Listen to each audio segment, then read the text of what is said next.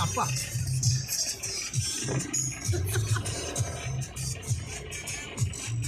அப்பா வருமா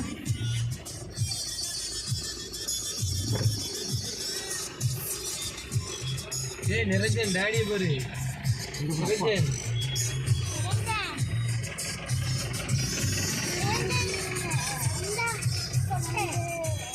அப்பா அப்பா எங்கம்மா நம்மன்னு அப்படியே எங்களுக்கு கொடுத்துனா எங்களுக்கு செலவுக்கு இறக்கிட்டுமா போயிட்டோம் டிக்கெட் கிடிக்க ஆள் வேணுமா